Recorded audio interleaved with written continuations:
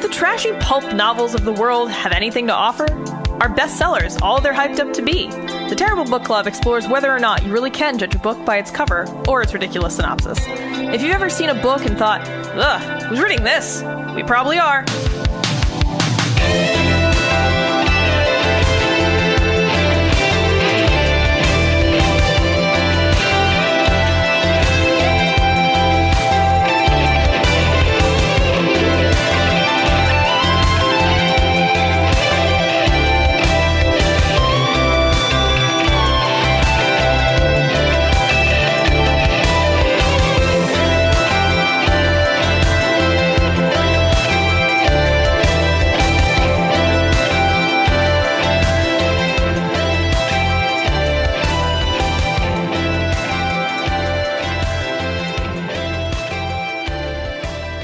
Hello and welcome to episode 46 of the Terrible Book Club. This time we read Zarsthor's Bane by Andre Norton. Andre?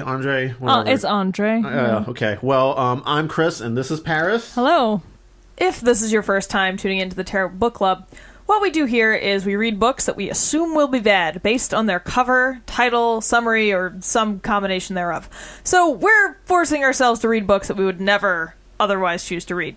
Usually this experiment results in a hilariously disappointing read, although once in a great while a book comes through that at least partially subverts our assumptions. This time we read, like I said, Zarsthor? As in like Zarsthor's. Zarsthor. Yeah, like Arthur, but Zarsthor. Yeah, Z-A-R-S-T-H-O-R apostrophe. Zarsthor's Bane. I picked this book up when I went to LA over the summer. I found it at Amoeba Records. They had literally like this little random trolley. Oh, you found this at Amoeba? Yeah. You didn't say that. I told you many times. God damn it. I found it at Amoeba Records. No, you told me you went to a random ass bookstore. No, I said Amoeba Records. God damn it. Anyway, that's fucking cool. Continue. Yeah. So they had just like this like cart that was like next to the register, and it had just like $1 a pop old sci-fi books in it. And this is one of 4 that I picked up. It's we haven't read any of the others yet, and they're all pretty stuff. They're just like random 60s to 70s sci-fi pulp things. And I decided to pick this one particularly because it has illustrations in it. Yeah, I don't know who did the illustrations. Oh, it says it in the cover of the book. Oh, okay. So the illustrator was, sorry, I'm just flipping. Says this was illustrated by Evan Tenbrook Stedman. His middle name or first last name, I don't know. Tenbrook is T-E-N, then capital B-R-O-E-C-K. So Evan Tenbrook Stedman, Tenbrook. I'm not actually sure I'm pronouncing that correctly. There's a lot of weird pronunciation things that we can get into about this book because it's like a pretty in the sort of tradition of Lovecrafty, sort of like weird trippy fantasy. I would say there's definitely Lovecraft influence in here for sure. Yeah, maybe a little bit. I would say a lot bit. So we're fast forwarding 10 years into the future from our last episode. So last episode, the book was written in 1968. This came out in 1978. Oh. So 1978. I mean, Ace put out a lot of books like this. They did a lot of those like double books, kind of like the one that we read a few episodes ago. Although that wasn't published by them, but it was made in the vein of kind of an old Ace fantasy book. And can I tell them, Chris? Can I tell them how I feel? Go ahead. I loved this book. I loved it. I want to keep reading more. I know it might be a first on Terrible Book Club. Yeah. Where this is a good, like just. Well, it's not first. I mean, you always want to say it's first. Not maybe, first. but like this is the one that like undeniably I would say is a pretty good book. There's still some issues I have with it, but it's definitely not as bad as the issues I've had with most of the other things that we've read for this show. I was entertained for the 200 or so pages that this book was. I was interested in finding out more about the adventures of Brixia and Uta, our main 2 characters. Yeah, Brixia. let me give the summary here. So this is the summary of the book, actually inside the front cover. She had been a lady, clothed in silk and gold, until the invaders came and laid waste to High Halleck. Now she wandered the desolate wilderness, her only companion a hunting cat, her only hope survival. But then, in a deserted keep, 2 strangers appear. a young squire and his master, a man whose wandering wits have brought him all the way from the edge of a fatal battle, back across the painful miles to the origin of a legend, a mystic song whose words only he remembers. And despite her doubts and her ever-growing fear, Brixia finds herself drawn inexorably into that web of ancient mystery, until at last she must stand alone in the lost city of Anyak, the nexus of a struggle for ultimate power between the forces of green magic and the terrible power of Zarsthor's Bane. So, so Brixia and Uta, like Chris was saying, are our main characters. So Brixia, was some kind of high-ranking lady in this world. So you don't really get a full sense of the world. I believe the author wrote several books kind of in this It seems world. like it's part of the Witch World series that Andre Norton does, which I guess is just like weird fantasy world that he came up with in particular. I mean, but and the thing is, like, you can't really make any assumptions because you don't. I mean, the names sound a little Anglo-Saxon, and then some of them sound a little Norse, so it's probably your classic sort of like British Isles, Scandinavia, medieval setting, but it's not explicit. That's just my making guesses. Some topology changes and like different biomes that are you could say. So Brixia was some kind of high-ranking lady in this world, and then some invaders came and fucking just destroyed everything and took over. And so from what she says in the books, it's like one day she was a lady and the next day she was running for her life through the wilderness. And it's been 3 years since then. And she's just like a nomadic, lone, wild woman because society has gone to shit, I guess. Yeah, it doesn't seem like there's a lot of settlements that are populated at all. She's dodging, like, raiding bands sometimes. Yeah. She's very wary of, like, any human contact whatsoever. Yep, so it's just her, and she has this cat. There's a hunting cat named Uta, and it seems like Uta just kind of, like, found her one day and decided to hang out with her. And so it's interesting because the writing is like pretty good. I mean, there were some minor like editing issues, but really minor. It's like once in a while there'd be like a misspelling or like a sentence would have a comma instead of a period or something. But mostly it was fine. Yeah. It was fine. And it's told from the point of view of Brixia, the whole story. Very capable female character. Yeah, she's very capable. She's strong without it being like overdone. Yeah. You know, she's not like fucking Wonder Woman, you know, which I think is dumb. This woman that's been living in the wilderness for 3 years and very self-reliant, but still craves some sort of, like, usually she's relying on Uta for her social contact, you could say. Yeah, she talks to the cat and her hunt together. Very self-sufficient, reasonable motivations. A human being lady character. Yeah, very. I loved the depiction of Brixia and Uta, and like her and Uta's relationship is cool because Uta's not like a house cat, and she's not. I think Uta might be a little magical, but but we're not totally positive. There's like a little bit of question about that. Yeah, that's kind of like more my only issues with this book is there's a lot of stuff that like it just worked that way. Well, this is also a part of like a series, and we're only reading a part of it. True, so there might be some pre-established lore or whatever, but for the most part, you have to accept just a lot of things work this way because it does. I don't know why I didn't feel like it was that problematic though. Like the whole cat thing, like Uta seems to be leading Brixia. Yeah, it seems to be leading Brixia, and I don't have a problem with that. Like I don't think there's anything wrong with it.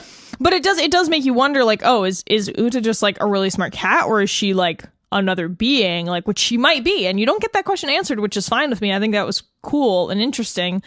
So anyway, Brixia and Uta are like, I mean, literally Brixia talks about like how all she can do is live her life in the moment and day by day because her life is just staying alive. Next meal, yep. I'm not dead cool. Yeah, that's literally, and she talks about kind of how there's almost a sense of like peace and stability in living her life that way that she didn't have before because, her life before was all about fucking finery and living in a fancy castle. And she was a lady of nobility before, and now she's a wild forest woman who was accepted, just rolled with it as best as she could. Yeah. She talks about like when initially she was like, how am I going to do anything? She wasn't used to it at all. Yeah. But she fucking, I guess, just womaned up. Yep, womaned up and just went for it and has been living okay ever since. Yeah, like she's had to make her own clothes out of hide and like Let's talk about her clothing. So, honestly, the only problem I have with this book really is that the illustrator and the author had totally different visions for some things. I don't know if they had any contact whatsoever. Right. If the illustrator just got like the manuscript of the book to draw with. That's what I'm assuming. I'm assuming the publisher, Ace, probably hired the illustrator. I mean, I'm guessing, but... Some of the illustrations are really neat. There's some depictions of like magical stuff going on later that looks really cool. We'll put some of the pictures up on the Instagram when this episode comes out. They're definitely worth looking at. Some of them, though, are... Okay. Just terrible illustrations. Yeah, it's weird. It almost seems like different people did the illustrations at times. Like, some of them are really good, and then some of them are like, what the fuck? One in particular of a dark hallway with a beam of light supposedly cutting through it. The page might as well be someone scribbling across it with a pencil for a little bit and just leaving one spot blank.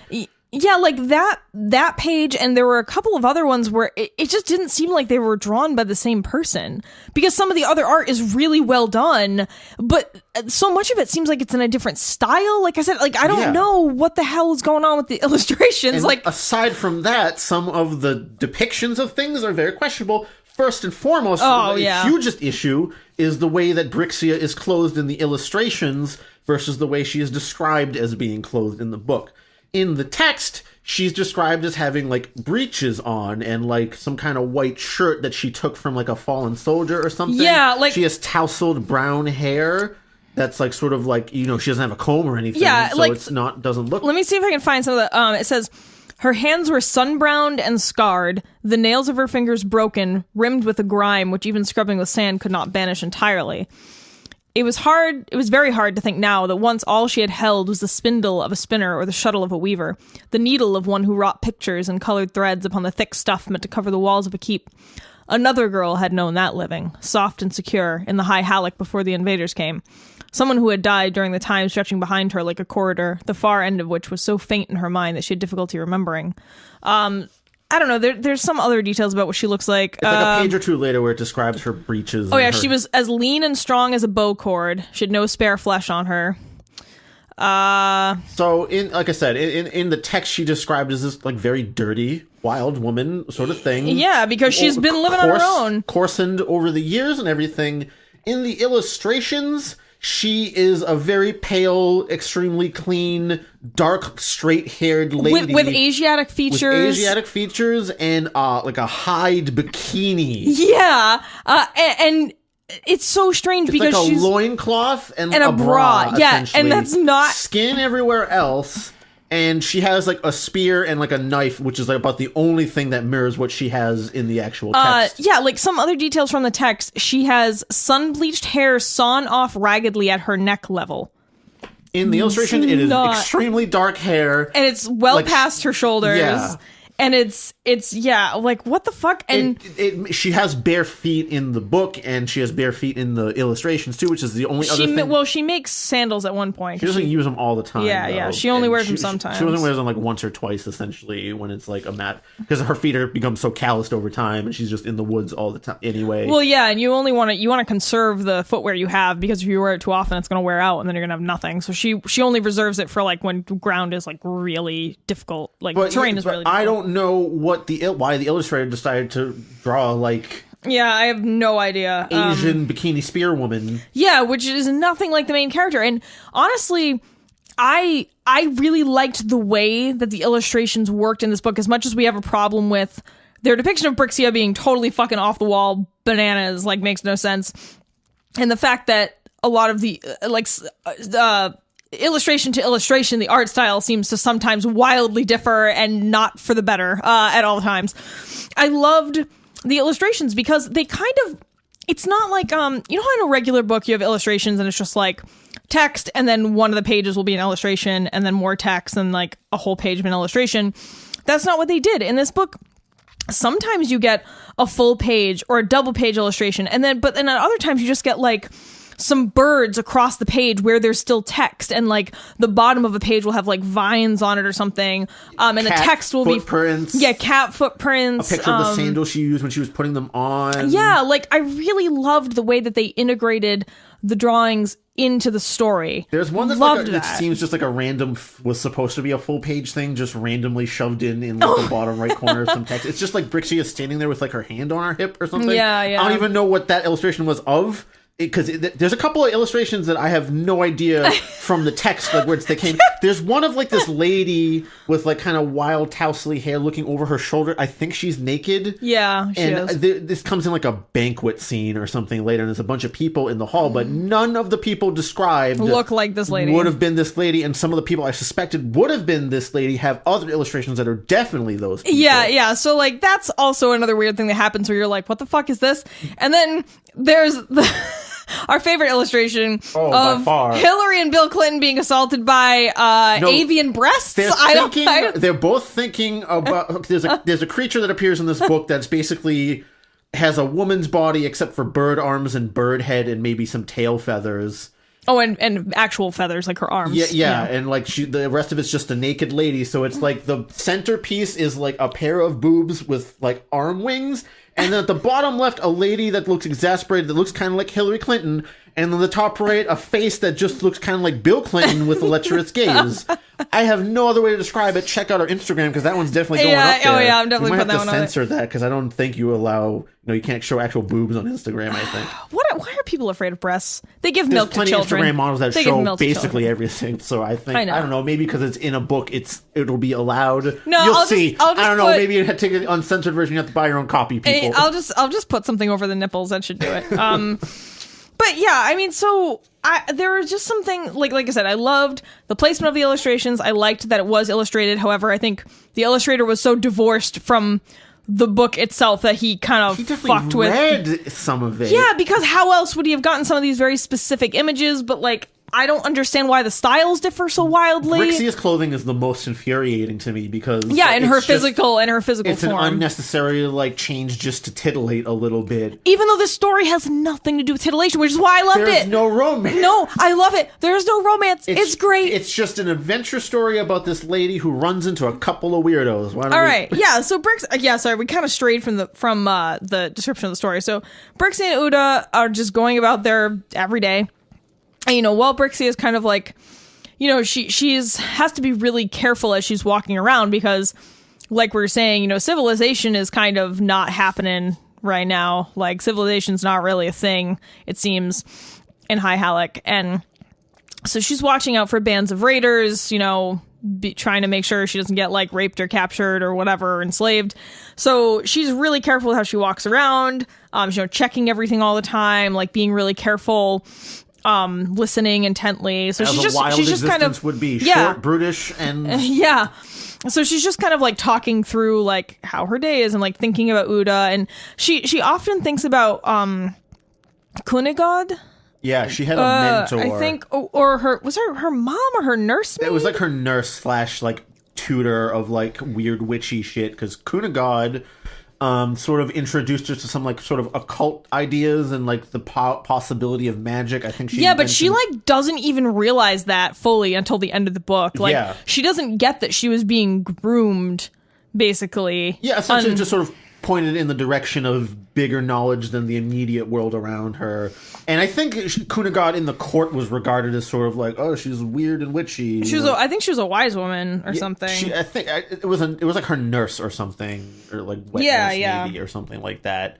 But anyway, Brixia sort of took tutelage unbeknownst to her from this lady, and she thinks back to her often because some weird shit starts happening to her. Well, she just thinks that she's just remembering, and then she starts to put things together. So they come upon this older guy who looks like maybe he's a knight or a lord, Mabon. It's in a ruins tower. They're sort of making camp in a ruins tower. Yeah, and she comes upon the tower and she's like, "Oh, this might be a cool place," but she's like, "I don't know. There might be other people might be raiding here," and she sees this guy Mabon or Mabon? Marvin. Yeah. Lord Marvin, and this younger boy, teenager, I think, who's helping him. His name is unfortunately Dwed. Which You better watch out, mister. I'm a real dwed. Which, like, you don't find out until fucking, like the end of the book, practically. Most of like, the book, he's just the boy. Yeah, he's just the boy, and then you find out his name, and I was like, wow, that was a really unfortunate reveal. Worth the build-up. Yeah, Dwed. I'll just call him the boy, because Dwed sounds really silly. So she sees, this lord and this boy, and she hides, because she's like, oh, fuck, I don't want to deal with people, because basically any person is dangerous. You're a lone person in the world, you got a cat and a spear, but like, meh, chances aren't great. But she notices that the lord seems like really out of it, and the boy is like, oh, come on, but like, we're home, like, this is like your home, like, we're here, do you remember anything? And the boy is trying to get Lord Marbin to remember, I guess, his life, because he seems to be fixated on I don't know, something else. Whenever he does talk, he talks about things that aren't there, about people that aren't there. His old friend Jartar. Yeah, Yartar or Jartar, or however you want to say it. He keeps talking about Jartar or Yartar, who the boy is like, Jartar's dead, yo. Like, fucking goddamn it. Like, he gets so mad. Here. He's dead, and he's like, and Marbin just like, I don't know. So Brixia is intrigued. She's like, look, I know this isn't a good idea. Like, I know I shouldn't interact with them, but this is weird. It's also because Uta runs towards them. Yeah, her cat runs out to them, and the boy is like, ooh, a kitty, like, here, puss. And she's like, son of a bitch, don't take my cat. Yeah, it's like my only friend. God damn it. And so they go off somewhere deeper into the ruin, and the cat follows them. So then Brixia's like, shit, I guess I have to. And so she interacts with them, and it's like tense at first, but then a raiding party arrives, and they decide like, oh shit, I guess we gotta escape. Brixia because they set a fire, the boy and Lord Marbin, and Brixia sees them after, because she left for a bit after like a tense sort of greeting, and then she comes back and she's like, you idiots, the raiders are gonna come. They're already coming anyway. Look, I'll just help you defend this place. You're like, clearly you're an idiot. You're setting this huge fire to draw people to your location. Like, you guys need some help. So, they're trying to escape, and somehow Lord Marbin, I forget why, but he like comes to for a hot minute and is like, oh yes, this secret lever in the wall, we can escape here. And everyone's like, what the all right, cool, but like, what the fuck? And this like, is the first instance of the book where stuff just works out. Like, he knew, and like, it would be fine if that was like the one time, because he's supposedly in his homeland. This is his home, Eggersdale. Yeah, but this building was like his home. Yeah. That's why he knew about that switch. But it was like really good that he came to and realized that at that point in time when they needed him to. But so they go through this like secret passage in the wall, and it shuts behind them, and whatever, they're fine. And then I don't actually, what happens? They crawl through the dark tunnel. That's where that shitty illustration of a tunnel happens. And then they're like along a cliffside for a bit. Yeah. And then basically the Lord Marbin, Dwed the boy, and Uta is kind of ahead with them. Yeah. And they get way ahead of Brixia to the point where she can't even see them anymore, but she kind of knows their general trail. Yeah, so they get separated just because they're like running away and it was unfamiliar terrain, and they get so far separated that Brixia is like, shit, I don't know. And then she thinks she sees Uta's tracks, and so she follows them. And then things start getting a little wacky. Basically, every point after in this book, it might as well have been like Brixia ate some weird leaves and now she's tripping the F out. I mean, because the scenery changes rapidly. Yeah, is just weird shit happens around her at all points. So yeah, it's basically like a trippy Lovecraft style journey. Yeah. She gets to this place and she's like, okay, that definitely moved. That wasn't there a minute ago. Yeah, like the landscape is constantly shifting. She was in like a foresty, swampy thing at first. Here's another illustration thing that irked me when like she was describing walking through a bunch of bushes that were like needly and stuff, and the illustration is her walking through like some kind of like reverse Venus flytrap. Yeah, I don't like leaf thing that doesn't look at all like what was described. No. Anyway, she goes from that to like a desert all of a sudden, like without warning. Almost. Yeah, and in the swampland, she has her first kind of negative encounter. Like first, she has this shifting landscape to kind of like contend with, and she's like, all right, fuck, I need to like keep my bearings about me, even though at this point she's like really hungry and tired because she'd been walking for a really long time. And I don't even know that I think the last time she had eaten was like the day before or something. Yeah, before even the raider attack. Yeah. And so she's like, okay, this is, you know, like, and by the landscape shifting, I mean literally, like, she would look to her left, there would be like mounds of dirt, and then it would like appear on her right side, and then like it would move and like get in front of her, and she was like, fuck, I'm being herded, like, oh my god, I need to pay attention. And then she sees like a white thing in the distance, like a tree. I can't remember exactly. It's a big tree with white buds, flowering things coming off of it. Like, so she can see that in the distance, but like meanwhile, she encounters these fucking frogs, and these like tall, hairy frogs. Yeah, and these frogs like menace her, and there's a huge group of them, and they're big. You know, they're like, if you've ever seen a cane toad, they're probably even bigger than that. They're like little dog or cat size, and they're supposedly standing and dancing around her. In the text, in the illustration of them, they're like on all fours, kind of. Yeah, they're a little different in the book actually, but they're like menacing her and they're surrounding her, and she's like, "All right, So she's like, "I don't know. I guess I'm gonna book it to this tree because it has these weird white buds. I don't know. It doesn't look evil." Like she's literally just hoping that it won't kill her. And she gets the tree, and she ends up being right because the frogs can only get so far. They can't go under the branches of the tree. So because the flowers are casting light, right? The tree, you know, has all these. I mean, I'm sure you're familiar with what a tree in bloom looks like. So there's kind of this circle around the tree at the very edges of the foliage. And like Chris is saying, you know, it's producing this white light, and the tree is keeping the frogs at bay. And so eventually the frogs are like, well, fuck this. She's not going to leave the tree, so we're going to peace out. I think she actually grabs one of the buds and like waves it in front of them, and they like actually back away. Yeah. And then probably the weirdest scene in the book happens. She goes back to the tree, is thankful to it, and then proceeds to make out with it. Yeah.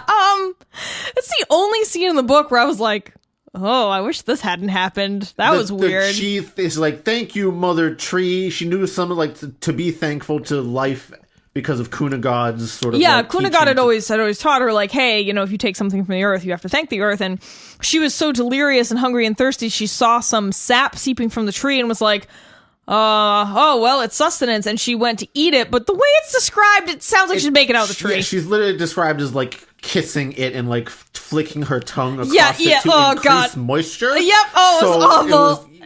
Really... I mean, there's some dendrophilia happening here. Someone wants to fuck a tree. Yeah, and like that's kind of the end of that chapter because she falls asleep very contented and full of delicious tree sap. Oh God. After she made out with it. You know, and all right, and I know it sounds weird because I said I really loved this. I liked the story. That's the one scene that I was like, fuck this. This is dumb as hell. Why the hell did they write it this way? She could have just taken the sap off with her hand and eaten it. Why didn't they do that? Even if she just, you know, sucked it directly from the tree or whatever. Oh, Jesus. I would have been fine with it. It just what's described as is literally very loving and like passionate. Oh, I can read it first. Oh, good. Regale us with some hot tree kissing. She was hungry and she was thirsty. Another brief thought of the pack she had left in the dale at the beginning of this adventure made her sigh at her folly. But both hunger and thirst were muted. They might have tormented another part of her, detached from the person who sat under the tree, nursing the bloom, its petals as fine and firm as if carved from some treasured gemstone. On impulse, Brixia breathed more deeply of that fragrance. Now she was fully conscious of what she did then, as she turned to the tree behind her shoulder. Placing the flower carefully on the ground, she knelt and embraced the trunk with her arms, setting her mouth to its smooth bark. Her tongue touched that bark, swept back and forth across its surface. Although her flesh did not have the rasping abilities of Uta's, it would seem that she did so fret the wood. For there was moisture now rising to her licking. Drops oozed out which she could suck. Neither sweet nor sour, having a taste she could not honestly give any name to, that moisture dribbled, flowing faster like as her tongue continued to lick the bark, answering the sucking of her lips. She swallowed, sucked, swallowed. Thirst was gone, and hunger. Brixia was filled, revived. A murmuring enveloped her, blotting out the calls of the toad folk. Brixia lifted her head, laughed joyfully. Yeah, so that's pretty hot and heavy Tree love. Yeah. So that's the only part of the book that I would say was actually terrible. But it's one paragraph. Fair, I'm not gonna she kind of does owe that tree a lot of thankfulness in a way, because that bloom is then her guide and savior. That's very true for the entire rest of the story. So that's a good question. Yeah. So actually, I just insinuated that you owe trees sex if they help you. Yeah, so Chris. That's not what I. I was just gonna say So now we're gonna say that like if someone or something helps you, you owe them a blowjob. It was an appropriate thankful gesture, I suppose. In a way. Oh. I don't know. I mean, it seemed like the tree was giving her something, but the tree probably got something out of that. I guess so. Oh, Jesus. Is that what this is? It's a predator tree, actually. It drops the blooms in to save people. It's in on it with the frogs. Yeah. That's why they didn't actually go in all the way. All right, frogs, you bring me some nubile maidens. Only ones with hide bikinis, though. Yeah.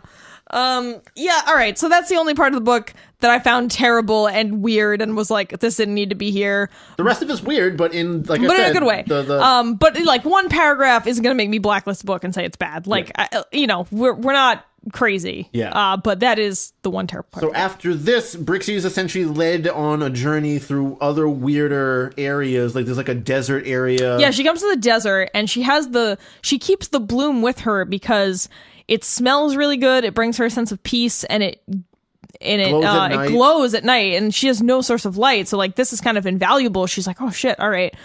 So she tucks it into her shirt because she doesn't have like that's the thing. Like in that passage I read, it mentioned that like she had left her pack at the ruin or whatever because she didn't think she was gonna. Yeah, she didn't think she was gonna be inside. She stashed it up on a hill. Actually, yeah, she just didn't have time to go back up. To go back and get it. So she didn't have any of her stuff with her. So no way to make fire, no pockets. So she just stuffs it into her shirt, and she comes upon this like horrible bird woman, like the bird woman that Chris was describing earlier.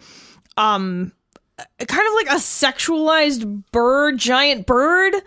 Like it's got more bird than human, and a vagina and womanly features, but like a bird, wing otherwise. arms and a bird head that just makes bird noises. Yeah, like it's not really human, and it moves bird-like.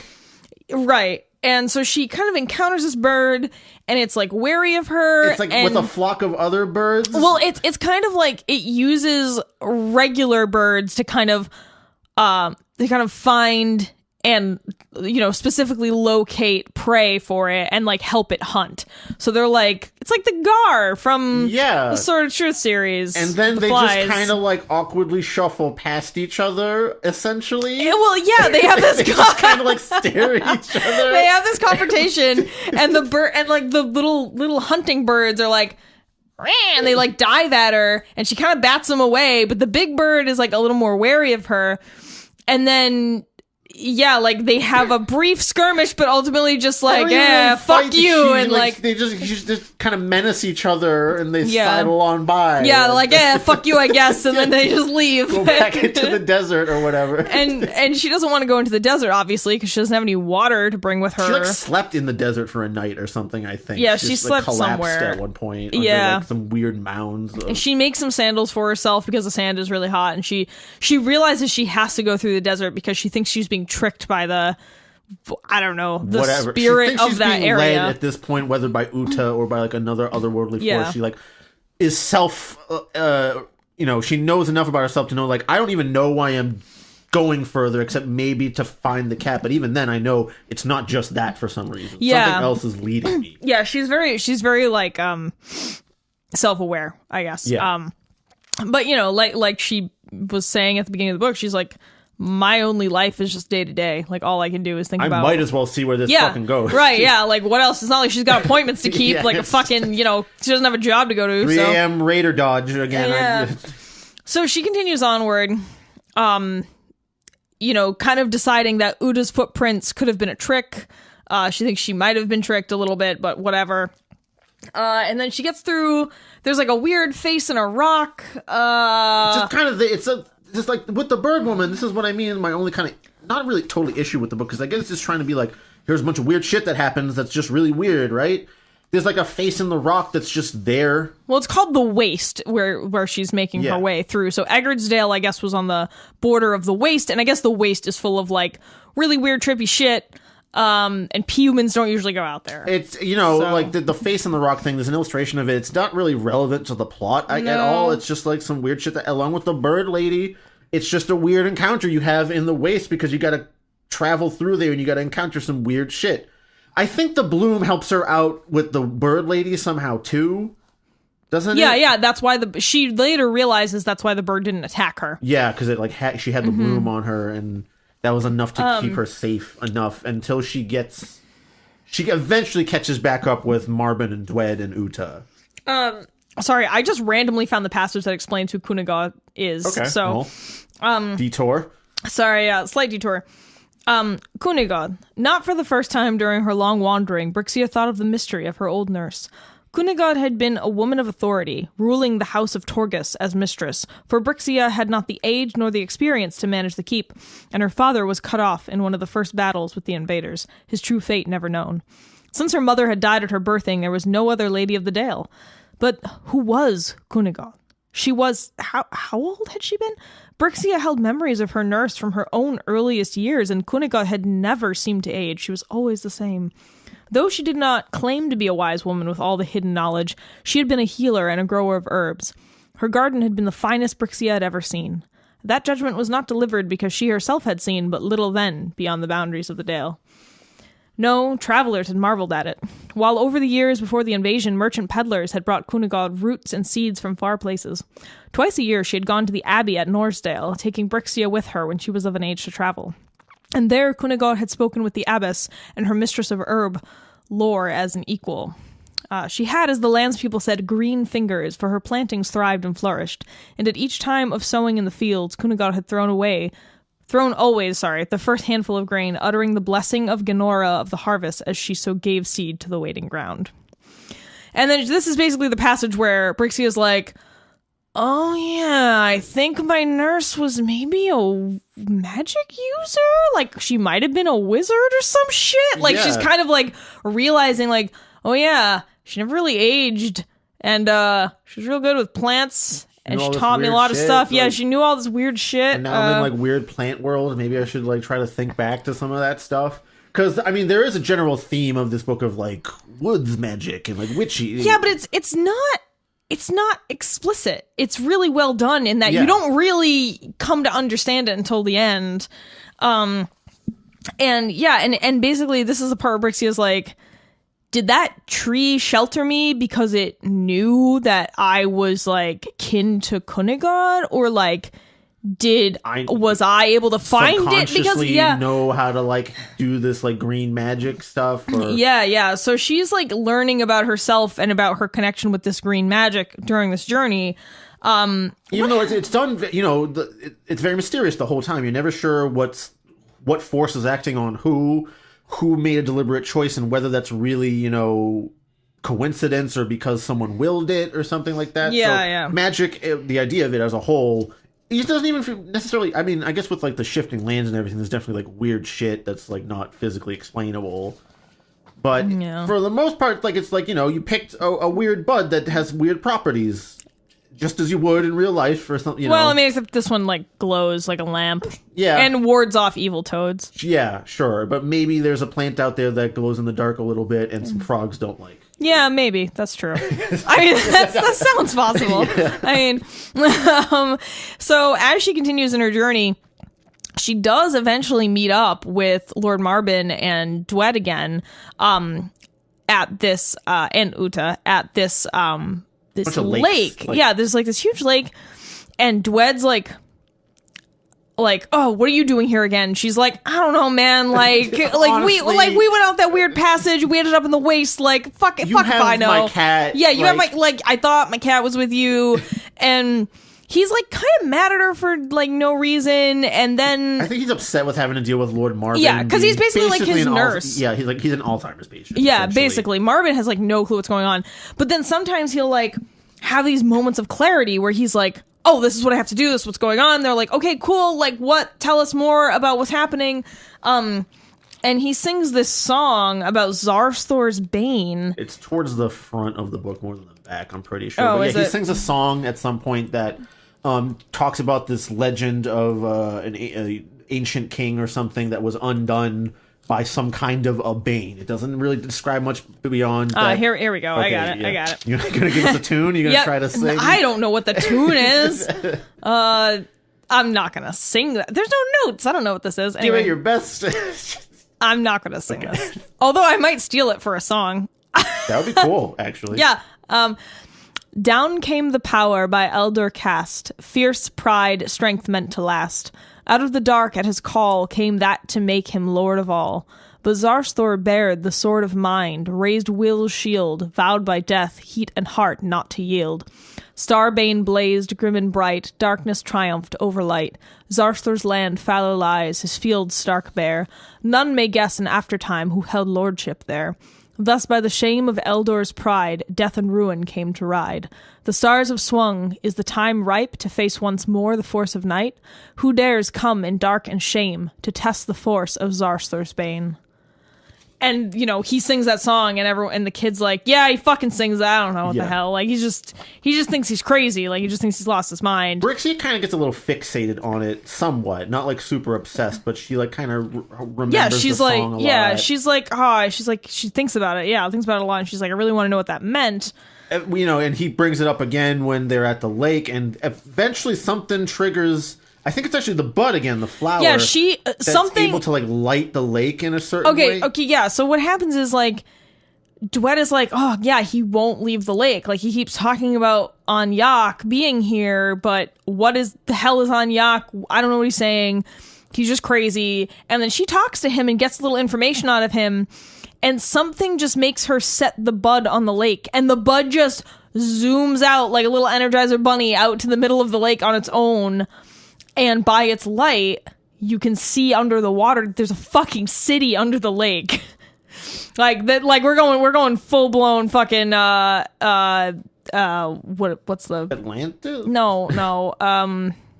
Lovecraft. Dream thing of Unknown Kadath or something, right? That's a book that. No, the fish people. Yeah, that's Dream Quest of Unknown Kadath. It happens in that. Oh, I was thinking of Dagon, not Dagon. Is it Dagon? Yeah, there's a bunch of Lovecraft No, not stories Dagon. The fucking the Relia? No. In Dran Relia, Cthulhu sleeps. Oh. He sleeps under the sunken Right. city of Relia. I was thinking of a specific story. All right, well, this is a very Lovecraftian feel too. Innsmouth, God damn it, Innsmouth. That's Jesus Christ. In Bloodbath, in Bloodborne, they have a whole level that is kind of like an underwater city thing. I think the underwater city in the Cthulhu mythos is Relia, and Innsmouth. I don't think Innsmouth was ever underwater. It's on the coast. Yeah. It's a Massachusetts town on the coast, but that's about it. Yeah, I think it's supposed to be Ipswich or something. Essentially, yeah. But it's a very Lovecraftian influence kind of a feel. So the fucking city in a lake, and you know, basically Duet at that point is like, oh, there's Anyak. Okay. You know, and Marvin's like, oh, Anyak, blah, blah. Just dives into the lake. And they're like, hey, can you not drown yourself? Because he was literally just gonna walk into the lake, into the city. And so by the powers of Brixia and Dwed combined, they drag him out of the lake. Because they go to sleep one night, and then Brixia is woken up by Dwed accosting her, saying, "Where is he, you outlaw slut?" For some reason. Yeah, that's the only other thing in the book that made me go, what the fuck? Like, he smacks her across the face and calls her an outlaw slut or something. Yeah, she says, "You outlaw slut." Yeah, and I don't even understand where that came out of nowhere. There had been no glimpses of misogyny or swearing in this book, and then just for no fucking reason, he gets real upset that he can't find Lord Marvin. Yeah, because he's his page. He's sworn to protect him because there's nobody else left to take care of him. Turns out Marvin took all their weapons and ran down to where he found a dam blocking the water, and he was just trying to loosen everything so that the water would drain from the lake, so they could go into the city without killing themselves. Yeah, and so they're like, "Oh, you're kind of right, actually," and then they help him. And, they dodge out at the last second from the water rushing out or what have you, and then all of a sudden There's a domed city at the bottom of the lake that they can check out, and they go there and they climb some walls, essentially. Yeah, they have to do a lot of like intricate wall climbing and jumping to get to place. I don't understand why they don't just walk through the fucking archways. Like, why are they climbing walls and jumping? I don't some know. of like the things were ruined or something. Like there was no maybe. stairs to get to where they want, because they definitely wanted to go to like a particular structure. Yeah, whatever because reason. Marbin was focused on going there. Yeah, I guess, and Uta, I think Uta also might have led them. Yeah. And so they get into the structure, and they are in this room bunch with of a pillar. gas. There's a room with a pillar in it, and the pillar sort of starts expelling these dark tendrils. Yeah, these dark gaseous tendrils, basically. They envelop Dwed and pretty much like take him out of the picture. Yeah, there's actually a pretty sick illustration of that in the book. Yeah, it looks pretty post. cool about that. There was another illustration of like Brixia like holding the flower up near the pillars with the pillar with like the tentacles coming out of it or whatever. That's a double page thing. Looks very nice. Yep. And essentially the gas eventually takes over the whole room and anywhere in the area, and then Brixia wakes up in the past.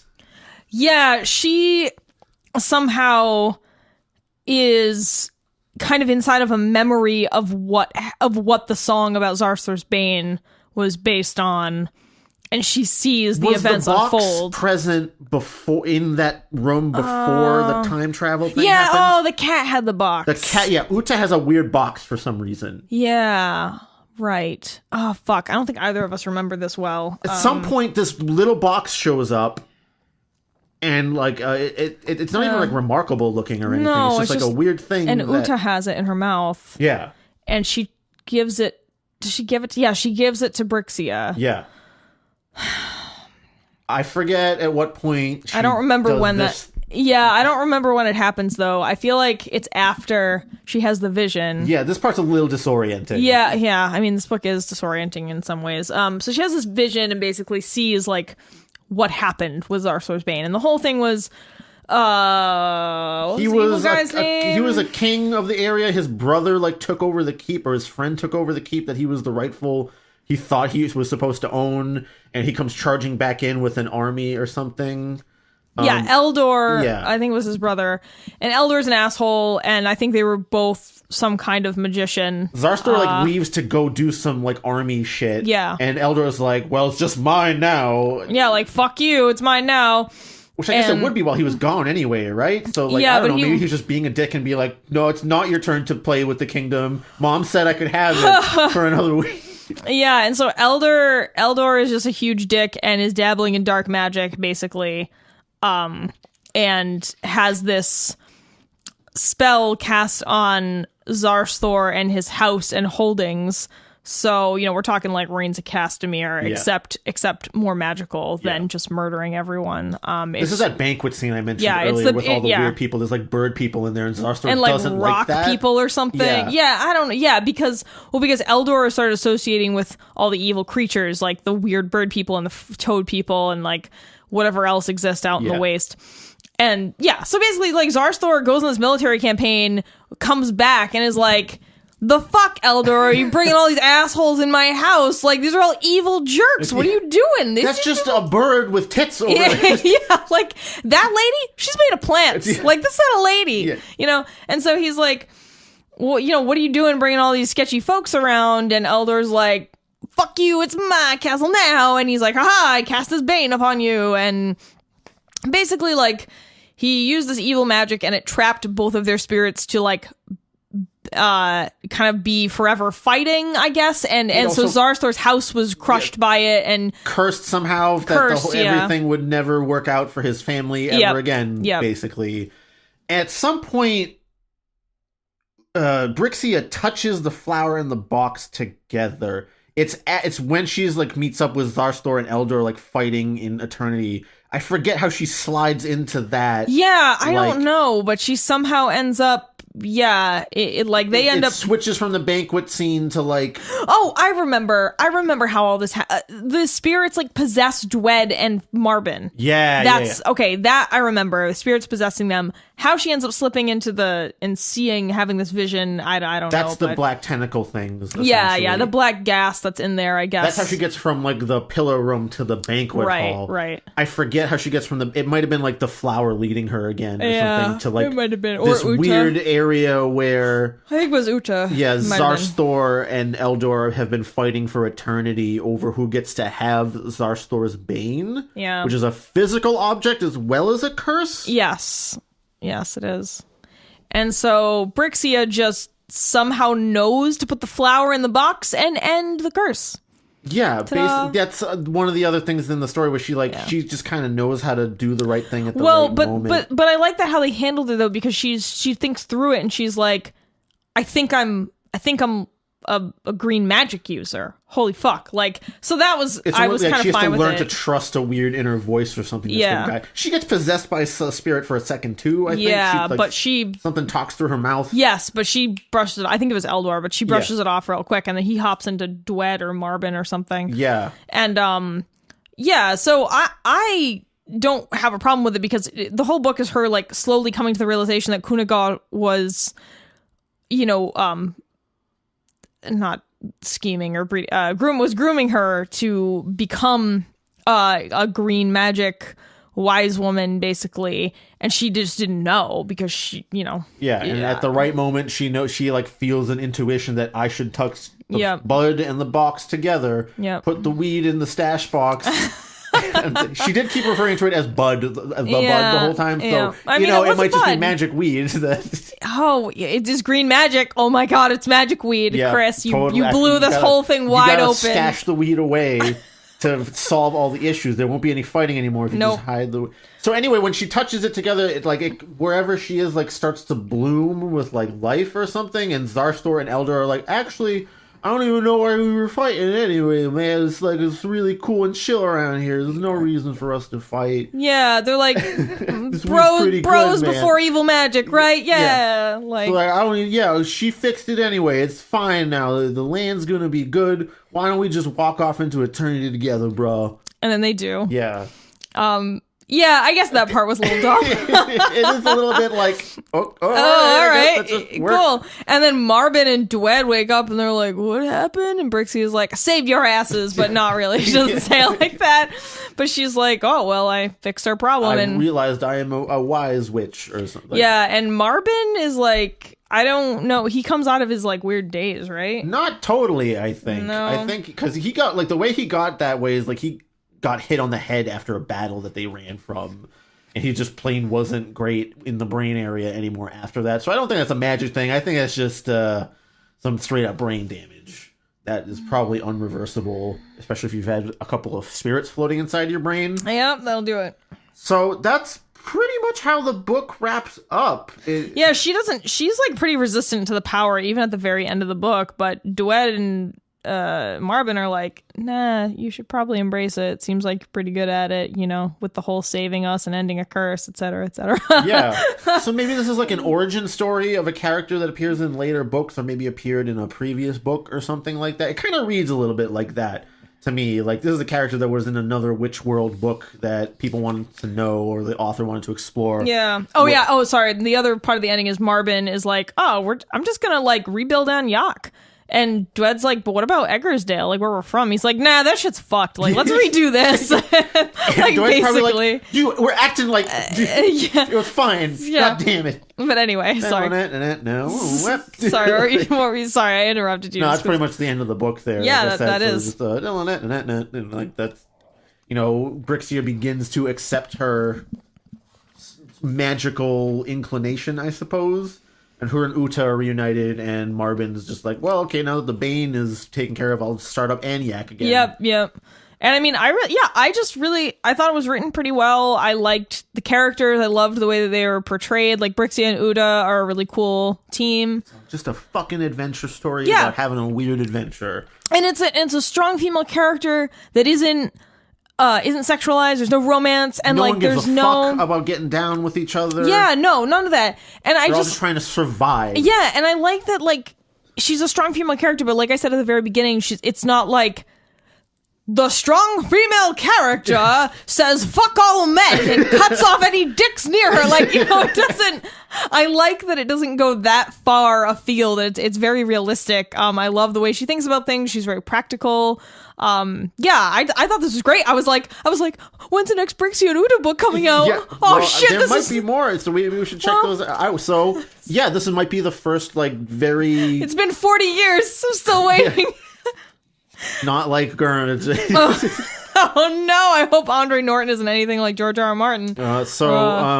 Yeah, like I would thoroughly recommend this book if you're looking for a 1970 like pulp-ish thing. And I have to say, a thing that really interested me that I kind of wanted to talk about this is a book that, you know, Andre Norton, I don't know how popular he was, but it's just a random 1970s fantasy book that I plucked off a shelf. Yeah. Not necessarily high status or anything, and it's way better than any of the shelf-picked garbage that we have just randomly taken from the modern era. The modern era. So the question I have, obviously it was harder to get yourself published back then. I don't know how hard it was to get on the Ace Publishing roster or whatever. Yeah, I have no idea. So it always comes back to this interesting question of like a lot of the barriers for entry for distribution are a lot lower nowadays.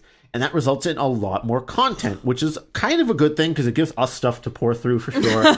It gives, you know, different viewpoints, you know, for people that might not have had easy access to be published before for whatever reason, whether money or status or, you know, race or culture or something like that. So that part's cool. But does that curation also result in the fact that you could be reasonably sure anything from like the 70s or 80s you could pick up off the thing and it wouldn't be an absolute train wreck?